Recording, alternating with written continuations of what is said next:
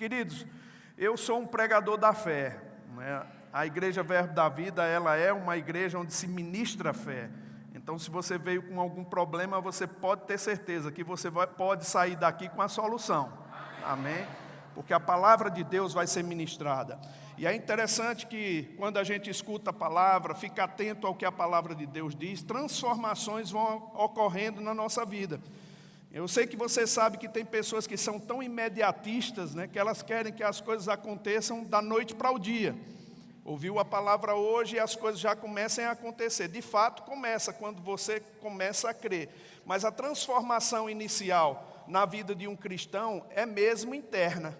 Você muda a maneira de pensar, você muda a maneira de crer, e você muda a maneira de falar, e consequentemente seu agir vai ser diferente. É essa a proposta do Verbo da Vida para você. Mas é possível você ver pessoas que vão às igrejas, irmãos, e continuam anos a fio da mesma forma, porque elas não dão atenção àquilo que a palavra de Deus diz. Amém? E eu sei que você sabe, existe uma fé geral na Bíblia. As pessoas às vezes elas dizem assim, eu creio na Bíblia de capa a capa. Tudo bem, é uma fé geral. Mas Deus ele quer que muitas vezes você tenha uma fé específica em algumas áreas da sua vida. Quem tem problemas, por exemplo, na área de saúde, Deus quer ministrar para você na área de saúde, para que você tenha essa fé específica para lidar com as circunstâncias da sua vida. Amém? Quem tem problema na área financeira, da mesma forma. Quem tem problema em áreas que tem pecados e precisa de libertação, da mesma forma. Então é muito importante a gente desenvolver áreas da nossa vida, uma fé específica. Recentemente eu estava lá em Angola, estava passando uns problemas, o governo queria fechar a igreja e a gente conseguiu livrar na nossa igreja lá daquela ação do governo. E o Senhor começou a falar comigo sobre isso. Eu ia ensinar uma matéria chamada Fundamentos da Fé, e eu comecei a ler novamente os livros do irmão Reagan, Cursos de Estudos da Fé, e algumas coisas que eu já tinha lido, irmãos, mas não tinha pegado, me saltaram aos olhos. E eu fiquei, mas rapaz, eu já li isso aqui, porque eu li aquele livro umas 6 vezes, mas não peguei aquilo. E o irmão Reagan fala exatamente sobre isso.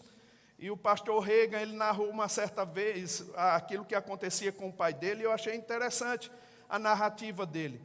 Ele disse o seguinte: meu pai desenvolveu a fé na área da cura, mas ainda não tinha desenvolvido a fé na área das finanças. Quando criança, a gente eventualmente ficava doente, e por causa dos custos das ligações antigamente, nós só ligávamos para o meu pai quando era extremamente necessário. Lembro-me que minha avó ligou para o meu pai e disse para ele que eu estava com uma espécie de sarampo.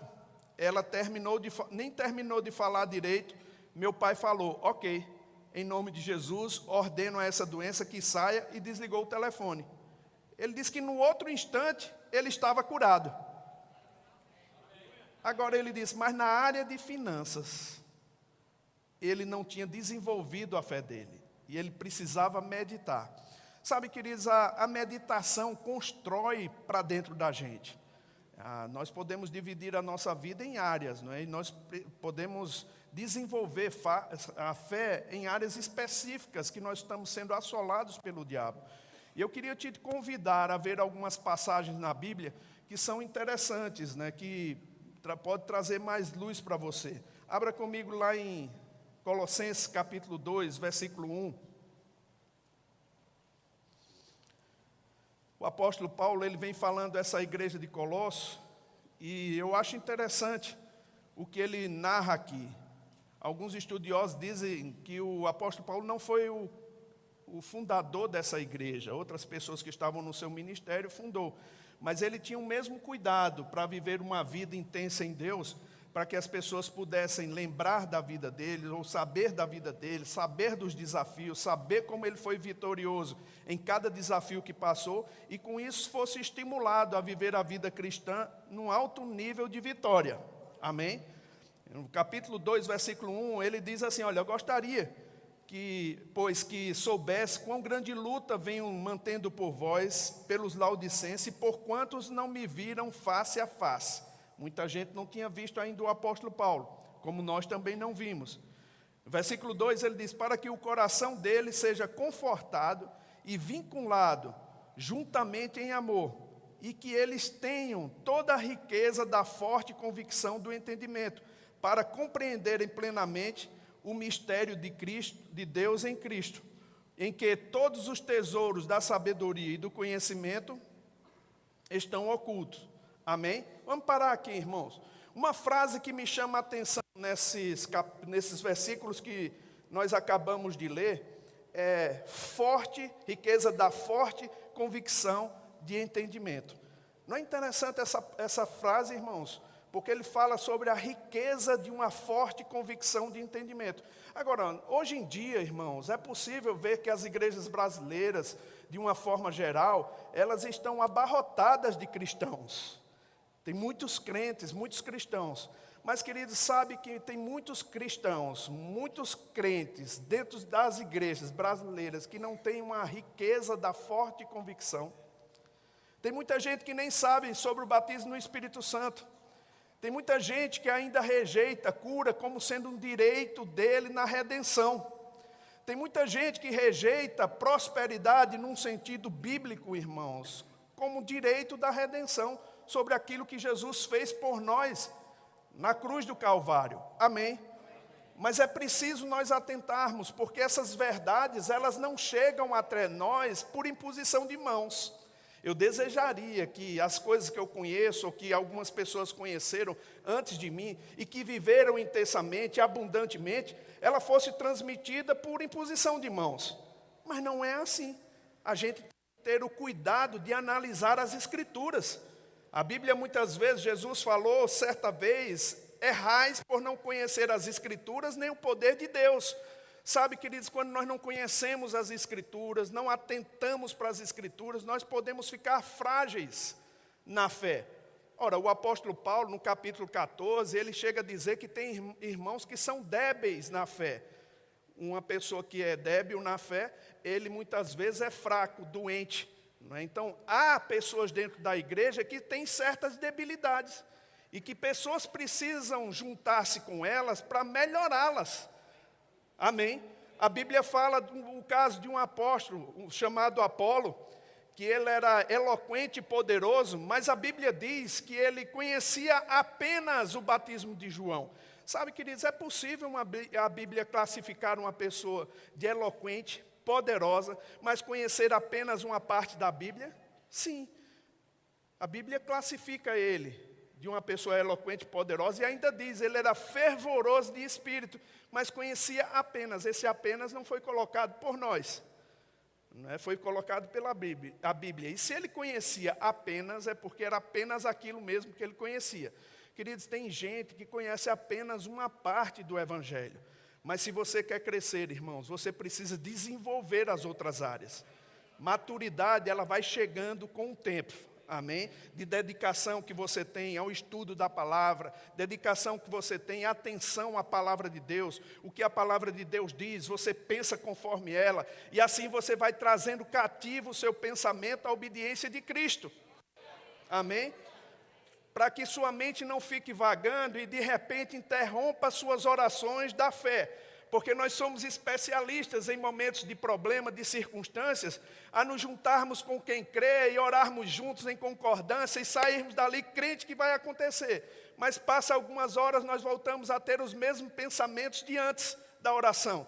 Aí o que é que acontece? Você interrompe as orações com a sua falta de constância no pensamento da palavra.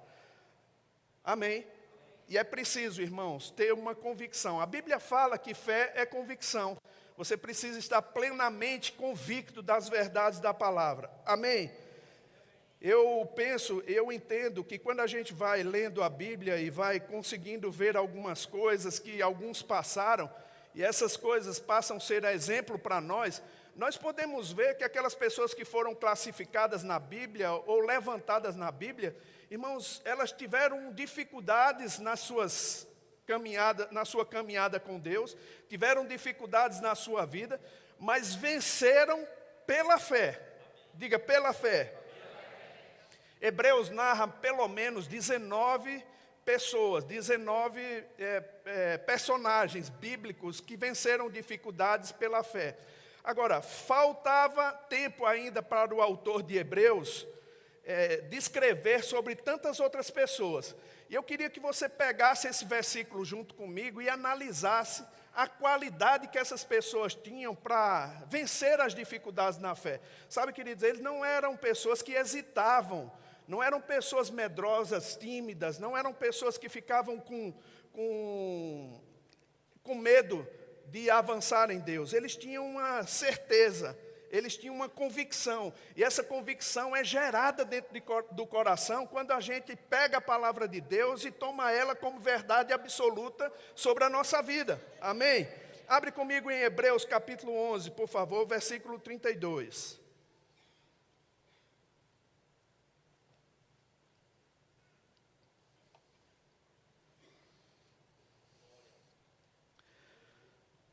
O autor de Hebreus diz, depois que ele fala sobre esses personagens todos, ele diz assim: e que direi mais? Certamente me faltará o tempo necessário para referir o que há a respeito de Gideão, de Baraque, de Sansão, de Jefté, de Davi, de Samuel e dos profetas, homens os quais, por meio da fé, diga por meio da fé, subjugaram reinos, praticaram justiça, obtiveram promessas, fecharam a boca de leões, extinguiram a violência do fogo, escaparam ao fio da espada, da fraqueza tiraram força, fizeram-se poderosos em guerra, puseram em fuga exércitos de estrangeiros, mulheres receberam pela ressurreição os seus mortos, alguns foram torturados, não aceitando o seu resgate, para obterem superior ressurreição, outros, por sua vez, passaram por prova de escárnios e açoite, sim, até de algemas e prisões. Foram apedrejados, provados, cerrados pelo meio, mortos a fio da espada, andaram peregrinos, vestidos de peles de ovelhas e cabras, necessitados, afligidos, maltratados, homens dos quais o mundo não era digno, errantes pelos desertos, pelos montes, pelas covas, pelos antros da terra. Queridos, olha essa passagem na versão da Mensagem, uma Bíblia parafraseada. Ela diz assim, poderia prosseguir, mas não há tempo. Ainda há muitos outros, Gideão, Baraque, Sansão, Jefté, Davi, Samuel e os profetas. Por meio dos seus atos de fé, venceram reinos, fizeram obras de justiça, viram promessas cumpridas, foram protegidos de leões, incêndios e ameaça de morte. Transformaram a desvantagem em vantagem. Eu amo essa frase, irmãos. Transformaram desvantagem em vantagem. Rapaz, nós somos um povo que transforma desvantagem em vantagem. Oh, aleluia! E isso tudo pela fé. Quando eu vejo a atitude desses homens, irmãos, eles não tinham medo de morrer. Nada mais era precioso para eles. Eles estavam vivendo a vida exclusivamente para servir a Deus. É por isso que eles transformavam desvantagem em vantagem. Eles estavam decididos, irmão. O sangue dá na canela, mas eu não vou desistir. Amém. Eles foram forjados por Deus. Eles foram tratados por Deus. Eles tinham uma convicção que não arredavam o pé. Não importa se a circunstância estava boa ou se ela não estava tão boa assim. Não importa se alguém fez cara feia para ele na igreja ou não. Eles estavam lá para adorar o Senhor. Oh, aleluia! E isso tudo pela fé. Diga pela fé. Oh, aleluia! Sabe, queridos, quando eu penso nisso, eu penso que eles construíram dentro deles. Não tinha valor maior do que a vontade de Deus. Não é um conforto natural que eles estavam buscando, irmão, ainda que nós tenhamos esse conforto, mas eles estavam dedicados a Deus para levar esse evangelho para outras pessoas, para causar um livramento para outras pessoas. Amém. Aí quando eu penso nisso, irmãos, eu penso sobre um nível de entrega, de rendição que não é comum na maioria dos cristãos. Porque eu digo, todos nós vamos herdar os céus, porque temos Jesus. Nós vamos passar a nossa eternidade nos céus. Mas, irmãos, tem muita gente que não se esforça para trazer o céu para outras pessoas. E essa falta de esforço, de dedicação, de olhar somente para a sua vida ou para os benefícios que você vai ter, queridos, isso anula o poder de Deus para passar para outras gerações. O que me faz estar no Evangelho, irmão, não é a posição que eu estou. O que me faz estar no Evangelho não é as coisas boas que eu tenho experimentado. É o amor que eu nutro no coração pelo chamado divino, irmãos. Oh, aleluia. Eu tenho amor por Deus. E eu tenho uma mulher que ama mais a Deus do que a mim. Aleluia. Às vezes eu fico invocado com ela. Sabe o que é invocado, né? Chateado. Eu digo, rapaz, você tem coragem de me deixar aqui? Eu estava com ela agora em Angola, queridos, e ela disse, Guto, eu quero ir em Moçambique, lá em Beira, onde teve aquele ciclone tropical. Eu digo, Suelen, pelo amor de Deus, o que eu menos preciso agora é de outro problema. A gente já estava com tanto problema, ela disse, deixa eu ir. Deus falou comigo, deixa eu ir. Eu quase resistindo a Deus também, né? Porque se Deus falou com ela, eu ia resistir a ela e a Deus. Eu digo, pelo amor de Deus, Suelen, vá, tá bom. E ela foi para Beira. Quando chega em Beira, irmãos, depois de tanto sacrifício, ela vai para aquele lugar, ela passa uma mensagem para mim, Guto, já quase de madrugada. Ela disse, Guto, eu estou aqui em Beira, mas aqui as pessoas já estão sendo assistidas. Ela já tem mantimento, o governo já está agindo, tem muitas ONGs, mas tem um povoado a umas 4 horas daqui que não tem nada. Eu digo, Sueli, pelo amor de Deus, não invente não. Você já foi demais aí. Aí eu disse, Sueli, isso é um paliativo, Sueli, que você está fazendo. O Senhor tratou comigo, irmãos. Ele disse, pode ser um paliativo para você, mas está construindo algo nela que você nem imagina o que é. Sabe, irmãos, às vezes uma ação que a gente vai fazer parece ser um paliativo, mas constrói em nós uma força explosiva para Deus. É isso que Deus quer. Aí ela vai fazendo as compras e precisou de um carro para levar esses mantimentos, e um muçulmano cedeu o carro dele.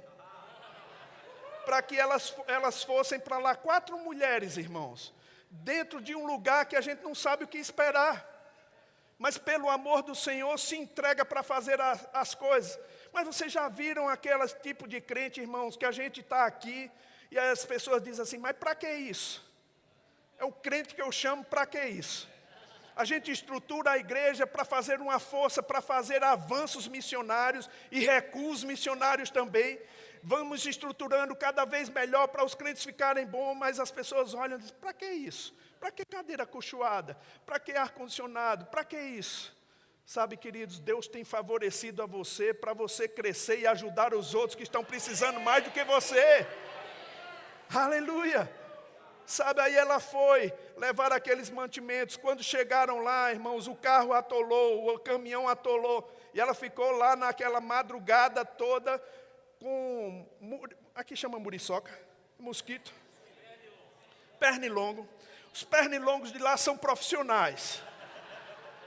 Ela chegou cheio de caroço vermelho. E eu disse, rapaz... Ela disse, mas eu estou crendo, nada vai acontecer. A mulher disse, olha, cuidado com malária. Ela disse, malária nenhuma pega em mim.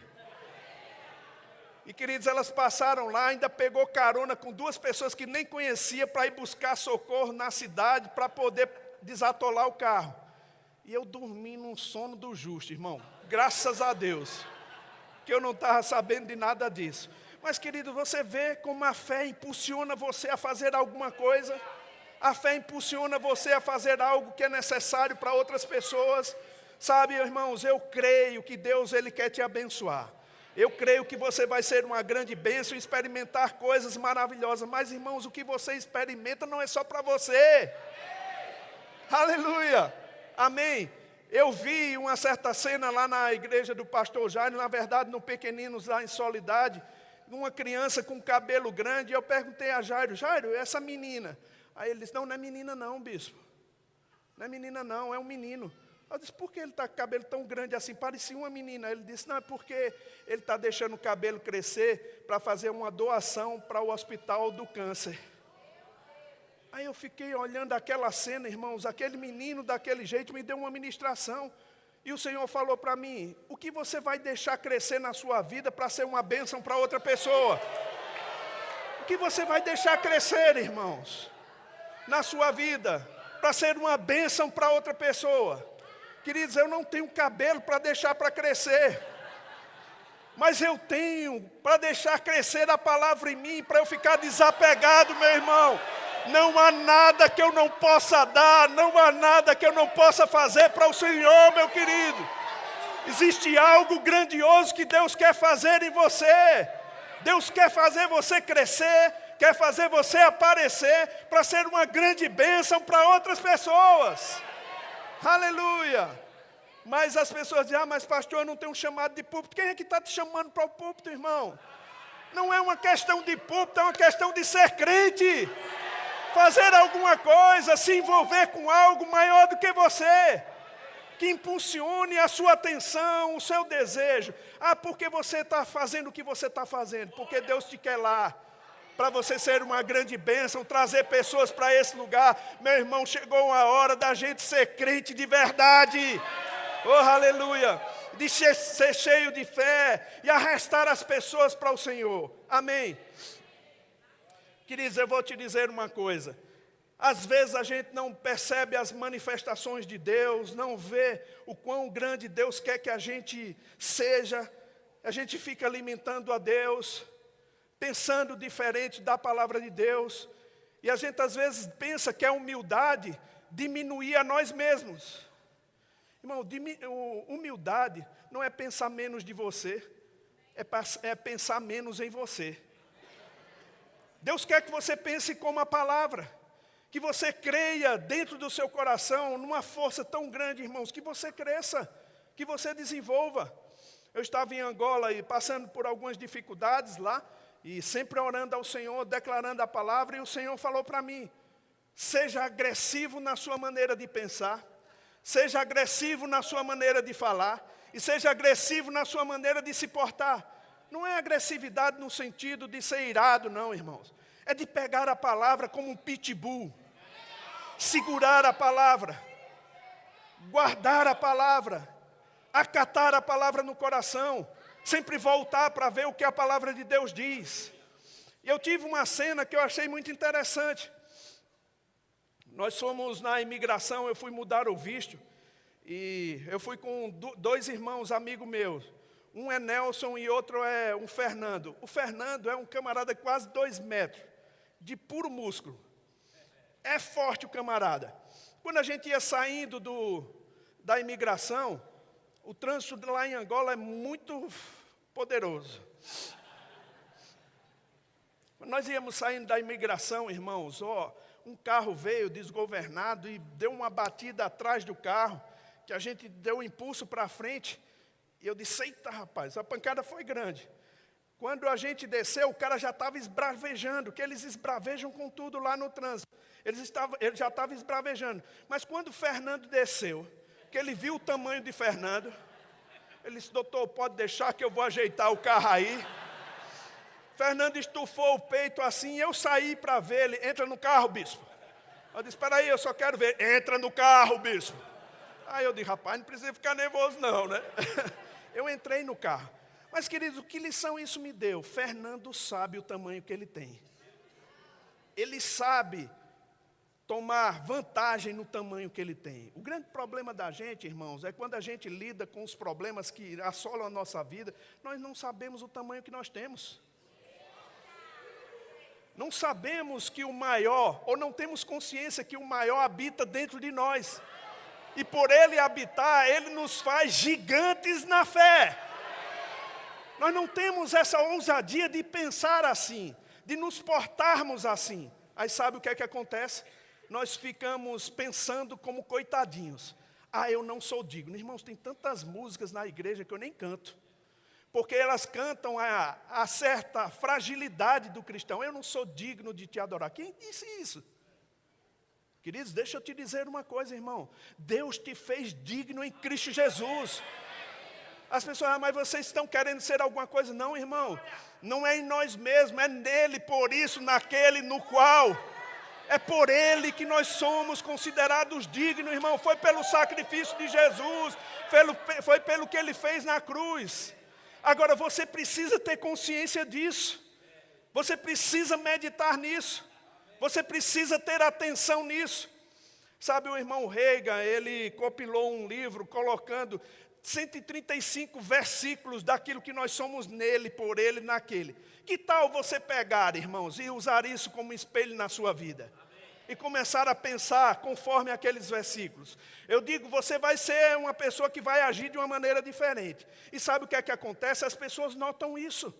Elas notam que você está agindo na fé. É possível ver fé. É possível ver que pessoas estão agindo em fé. Você lembra daquela pessoa que foi levantada numa maca, né, numa cadeira ou em algo parecido, e foi levantada acima da casa, abriram um telhado e deixaram ela descer no ponto correspondente onde Jesus estava? Lembra dessa cena? A Bíblia diz e declara essa frase: vendo-lhes a fé. Jesus viu a fé, não somente daquela pessoa que estava doente, mas daqueles 4 que tiveram ousadia, não conseguiram passar pelo lado, não conseguiram passar pelo outro, não conseguiram passar por baixo. Ele disse, vai ser por cima. Nós vamos passar por cima. Sabe, queridos, isso é uma atitude de um crente que não desiste na menor dificuldade. Irmão, não desista do que Deus começou a fazer na sua vida, meu irmão. Oh, aleluia, eu vejo essa igreja aqui, eu vejo uma igreja de vencedores, meu irmão. Não importa o que as pessoas vão dizer da gente aí fora, é um pessoal que se exalta. Não, nós exaltamos a Deus, exaltamos a palavra dEle. Quando exaltamos a palavra dEle, somos elevados. Oh, aleluia, com força e com coragem, para fazer a vontade de Deus. Chegou o tempo, meu irmão, de visitações dentro da sua vida, dentro das suas finanças, dentro da sua casa, na sua família, de você celebrar a palavra ainda que não esteja vendo. Oh, aleluia, pela fé, aleluia, diga pela fé. Rapaz, deixa eu te falar uma coisa. Nós tínhamos, quando o pastor Bud vivia lá, estava vivo, um cachorrinho, né? Ele criava muito Rottweiler é grande. Mas nós tínhamos um pinche pequenininho, o bicho era pequenininho. Mas o pastor gostava eu ficava provocando o cachorro, e o pastor gostava de que eu apontasse o dedo para ele. Porque quando o pastor apontava, ele não fazia nada. Mas quando eu apontava, Paco, o nome do cachorro, ele fazia com os dentes. O pastor diz, rapaz, ele sabe a autoridade que tem nesses dentes. Irmão, era pequenininho, mas sabia. O pastor Bud disse, Deus sabe exatamente porque fez ele pequeno. Porque se ele fosse grande, ninguém dominava ele não. Mas era mesmo, irmão. O bicho era brabo. Irmão, você precisa saber a autoridade que você tem no seu coração e na sua boca. Há uma autoridade, irmãos, que emana do seu coração, saindo da sua boca. Quando você fala as palavras de Deus, que o diabo fica atormentado. Entenda isso, irmãos. Você precisa construir isso pela fé. Sabe, construir essa verdade de tal forma que você fique tranquilo no meio de uma adversidade, no meio de um problema, no meio de uma circunstância. Amém? Ah, mas as pessoas vão dizer, esse é um evangelho triunfalista. Qual o problema com isso? Porque a Bíblia diz que Paulo falou que Deus sempre nos conduzirá em triunfo. Queridos, e você não está triunfando, alguém está barrando esse caminho. E você pode desobstruir ele agora. É pela fé. Diga, é pela fé. Sabe, irmãos, aqui você não veio para ser acalentado. Para dizer, rapaz, se conforme, porque todo mundo passa por isso. Se conforme, que é natural, é normal. Que obra é essa, irmão? Não é natural, não é normal. Deus quer você andando como os mais do que vencedores. Nós não vamos acalentar você. Não é normal, não é natural, porque você é filho de Deus. Diga, eu sou filho de Deus. Diga de novo, eu sou filho de Deus. E por que ficar temeroso, irmãos? Por que ficar intimidado diante da circunstância, diante do problema? Ah, não, mas pessoas já passaram por problemas, irmão, todo mundo passa. Toda pessoa no mundo passa por problema. Mas a atitude que elas têm diante da circunstância faz toda a diferença. Por ações de fé, eles venceram as dificuldades. Amém? Eu estou aprendendo a cada dia, irmão. Eu vou te dizer, eu estou aprendendo a cada dia a andar com convicções plenas em Deus. Quando Deus fez a promessa a Abraão, eu achei muito interessante, quando Deus, abre lá comigo, lá em Hebreus, aliás, lá em Gênesis capítulo 17.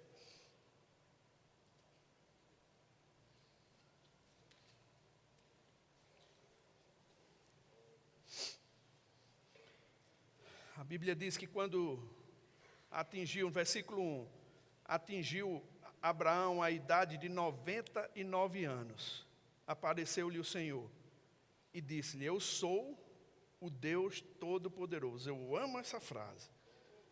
Anda na minha presença, ser perfeito. Farei uma aliança entre mim e ti, e te multiplicarei extraordinariamente.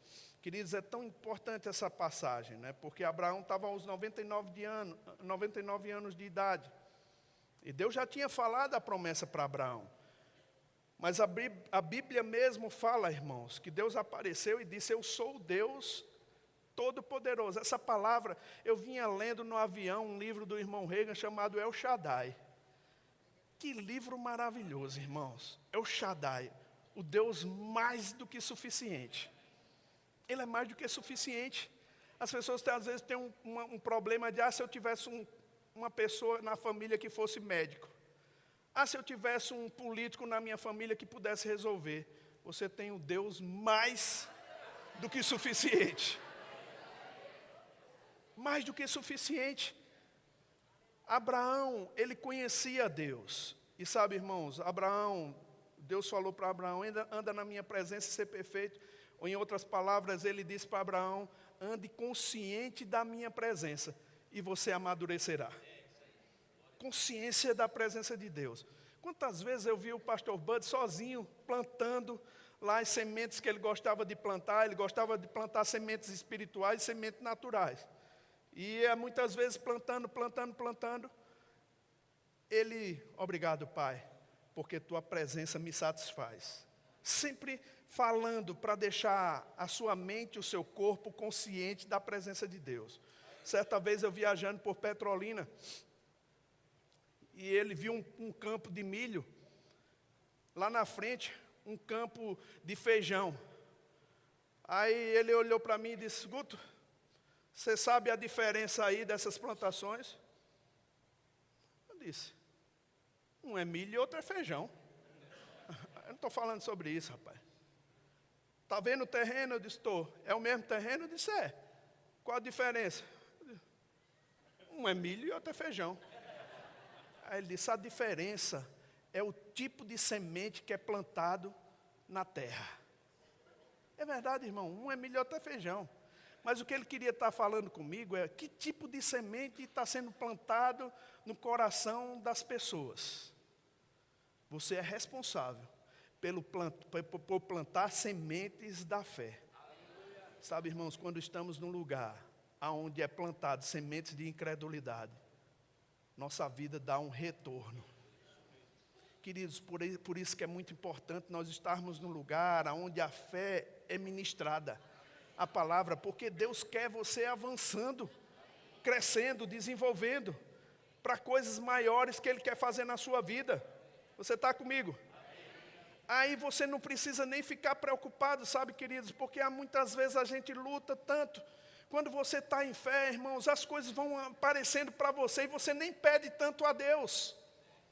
Deus vai favorecendo você de um lado, de outro, de uma maneira espetacular que você não sabe nem explicar. Tem gente que nem vai com a tua cara e quer te abençoar. É desse jeito. Porque você está agindo em fé, você está crendo, você é de bem com a vida em todo o tempo. Você está vivendo feliz em qualquer momento da vida e as pessoas: rapaz, eu odeio essa felicidade dele, mas eu vou abençoar ele. Não é assim? Eu estava pregando em Angola, irmãos. Eu estava ministrando lá e eu disse para os irmãos, eu vou para o Brasil na quarta-feira. Uma senhora chegou para mim e disse assim, mas pastor, o senhor vai como? Eu disse, eu vou no avião da TAG. Aí ela disse, o senhor vai na classe executiva ou econômica? Aí eu disse, eu vou na econômica. Aí ela disse, ok, só falou isso. Suelen ia se encontrar comigo no aeroporto de Angola. Irmão, quem vai no avião da TAG, na econômica, não é brincadeira não. O Zé Roberto sabe o que é isso. É difícil. Mas, de qualquer maneira, eu estava na econômica. E quando eu me encontrei com Suelen no aeroporto, eu disse, Suelen, eu creio que eu vou receber uma classe executiva. Ela disse, mas teu bilhete é assim? Não, eu disse, eu fui lá para saber quanto era para fazer o upgrade. Ela disse que era R$8.000. Eu disse, esquece. Eu vou pagar R$8.000 por uma mudança de 7 horas somente. Eu disse, não, vou sofrendo lá atrás mesmo. Aí, irmãos, aí quando eu conversando com o Sueli, quando a gente foi passar, o homem viu o meu nome, aí disse assim, seu Luiz Augusto, seu Silveira Luiz, pegou uma outra passagem e me deu uma executiva. Aí eu pisquei para a Sueli, beleza? Aí ela fez, e não veio para mim não. Eu disse, rapaz, tu tem que ir para tu agora. Irmãos, como ela já vinha de Moçambique, aí eu disse, não, você faz o seguinte, você está mais cansado do que eu, você vai na executiva e eu vou lá atrás. A cadeira que eu tinha, que era antes, foi trocada, era de quina e agora estava eu peguei o dela, estava na janela. Aí quando eu fiquei esperando para ver, porque tinha um senhor mais forte, né, no meio, ia ser bem incômoda a viagem, aí Suelen, eu fui deixar ela lá, ela disse, vem para cá. Eu disse, não, eu não vou assim não, Suelen, eu não comprei aí, eu só vou se tiver uma passagem para mim. Quando eu estava esperando para ver se sobrava uma cadeira, estava cheio o voo, irmão. Aí Suelen falou para mim, disse assim, vem para cá. Eu disse, não, eu estou esperando ver se sobra a cadeira. Aí a senhora que eu estava na cadeira dela chegou, era uma cadeira de corredor. Aí quando eu ia me levantando, aquela senhora que me perguntou, fez, pastor, o senhor já encontrou o lugar? Aí eu disse, já, foi a senhora que me abençoou? Ela disse, não, foi Deus. Eu disse, que bênção, muito obrigado. Aí ela disse, o senhor já encontrou? Eu disse, já, irmã, mas minha esposa, ela veio de Moçambique, está mais cansada do que eu, então ela vai lá na frente, lá na executiva. Aí ela disse, o senhor está onde? Quando ela olhou o lugar que eu estava, eu acho que ela teve pena de mim, foi lá. Aí falou com alguém lá, de repente passa um senhor e vai lá para a executiva ao lado de Suelen. Aí, quando o senhor sentou lá, ele disse, olha, eu nem sei porque estão me trazendo para cá, porque eu estava lá bem confortável, me trouxeram para esse lugar. Aí Suelen disse, rapaz, eu acho, e falando comigo pelo WhatsApp, eu acho que pegaram o homem errado. Aí eu disse, Suelen, eu não vou falar nada não, eu vou ficar na minha, né? Eu não vou tirar o homem daquela cadeira, né? O cara já estava todo instalado. Aí, quando a mulher passa novamente, aí me viu, aí fez, o senhor não foi para lá não? Eu disse, não. Aí ela fez, espera aí um momentinho. Aí foi lá novamente, aí disse, senhor, saia da cadeira, passe para outra cadeira, que tinha 3 na executiva, passe para outra que o esposo dela está vindo para aí. Aí foi me puxar de lá. Irmãos, trocando em miúdos, quando tem uma pessoa que crê, Deus abençoa outros que estão em volta, irmão. Olha, faz as contas, R$8.000 um upgrade. Quantos 3 cadeiras executivas? E ainda abençoou aquele irmão lá, aquele senhor lá, e abençoou o gordinho que estava lá sentado comigo. Sabe, irmãos, o que eu vejo com isso é que Deus tem a visão em você. Mas quando Ele olha você, a gente olha você, Ele tem uma multidão por trás que Ele quer abençoar. É como Deus fez com Lucas escrevendo para Teófilo, irmão. Lucas via Teófilo, mas Deus viu uma multidão que estava por trás. O evangelho de Lucas chegou até mim e você, meu irmão. O livro de Atos chegou até mim e você. Mas para um empreendimento que foi feito para um homem. Porque Deus quer te abençoar, irmãos. É porque através de você, você vai atingir outras pessoas também. Querido, se deixe crescer, se deixe avançar, se deixe ser uma bênção nessa igreja. Veja, analise, veja quais as necessidades. Se candidate a Deus para ser uma bênção de supridor nesse lugar. Existem coisas que Deus só vai fazer para você quando você tomar uma decisão. Pai, eu me candidato a ser uma grande bênção para essa obra. Oh, aleluia! Diga pela fé. Quando a gente age assim, irmãos, ó, Deus favorece, traz gente dos 4 cantos para te abençoar. Oh, aleluia! Amém! Eu não sei porque as coisas acontecem assim, irmãos, mas aqueles que creem, como Smith Wigglesworth falou certa vez, Deus passa por cima de 1 milhão de pessoas para atingir uma pessoa que crê. Tem alguém que crê aqui? Meu irmão, chegou o seu dia de manifestar a vontade de Deus. Chegou a hora da gente ver manifestações consistentes da vontade de Deus. Pela fé, é pela fé mesmo. É por aquilo que a gente crê, meu irmão. Gere convicções no seu coração. Aleluia. Quando a gente se abre para essa verdade, coisas começam a acontecer. E a gente vai ficando desprendido, sabe? Rapaz, qual é a missão que seja impossível para mim? Eu me candidato. Eu vou fazer acontecer. Eu vou manifestar a vontade de Deus. Amém.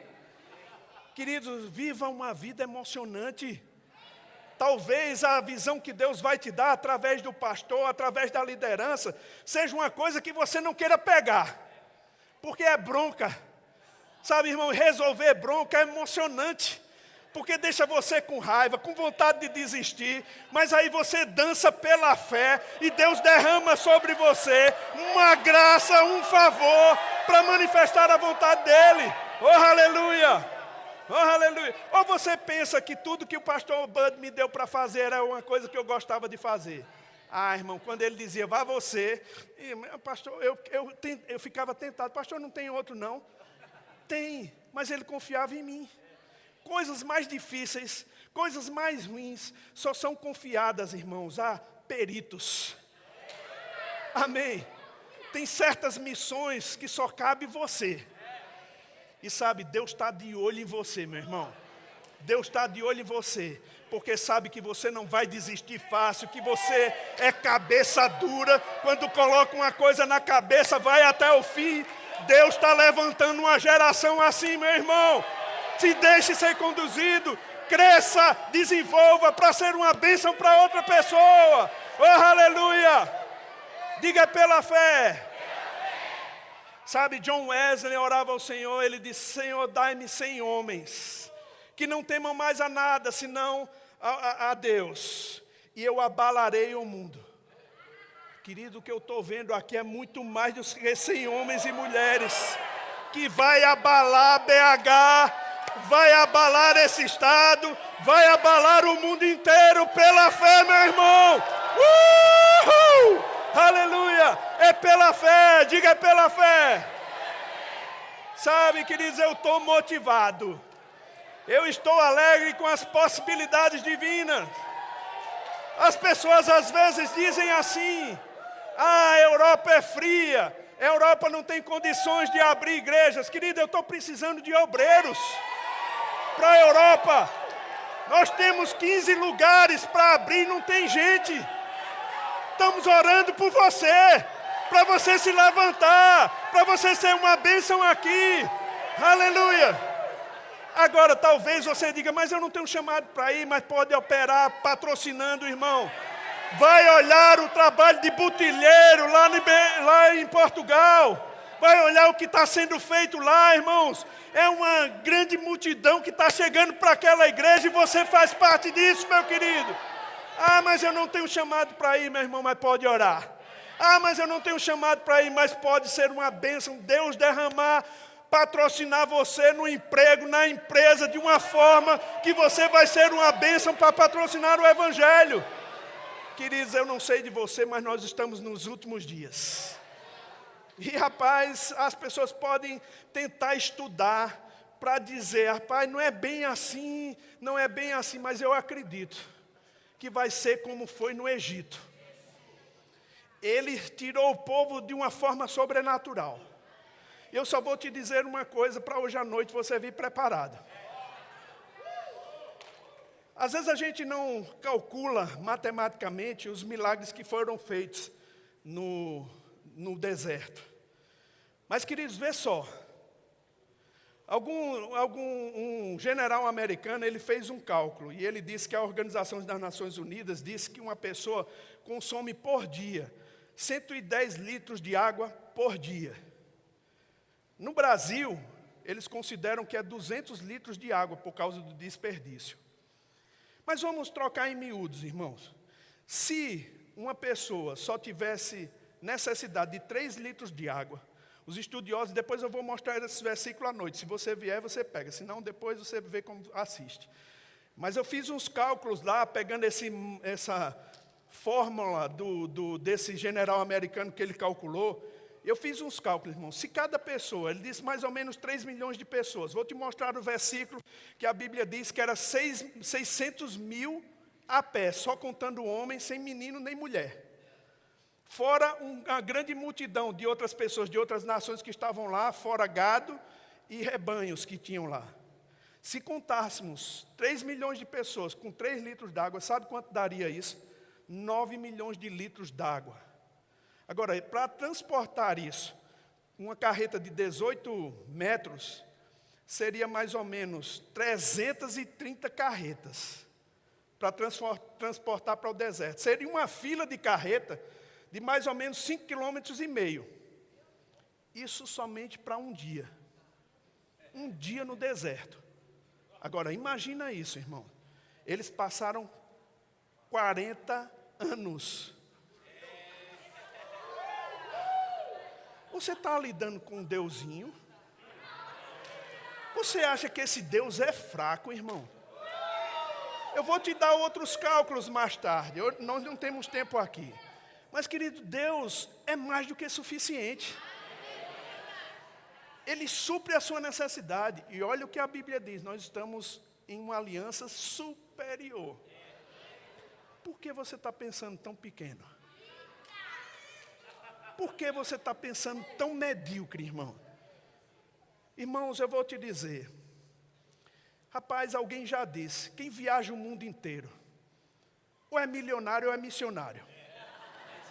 Eu nem me preocupo, sabe, queridos? Se você quer viajar o mundo inteiro, tem um interesse em comum por Deus. Deus vai te regar de bênção dos 4 cantos. Para você ser um abençoado e abençoar outras pessoas. Chegou o tempo, irmãos. Essa igreja vai entrar numa nova fase. Eu vejo uma força atrativa para esse lugar. Eu vejo uma multidão convertida a Deus, sem interesse, mas amando o Senhor mais do que a sua própria vida. Eu vejo ministros saindo daqui. Eu vejo ministros povoando essa terra de Minas Gerais. Eu vejo desbravadores. Eu vejo bandeirantes aqui, saindo com força, com energia, para proclamar o Evangelho, porque existe uma graça nesse lugar. E vai ser transmitida a você pela fé. Diga comigo, pela fé. Oh, queridos, deixa eu te dizer uma coisa. Há um tempo de preparação para todas as coisas. E é esse tempo que o Senhor está concedendo a essa igreja. É um tempo de visitações poderosas. Porque nós levaremos muita gente para o céu.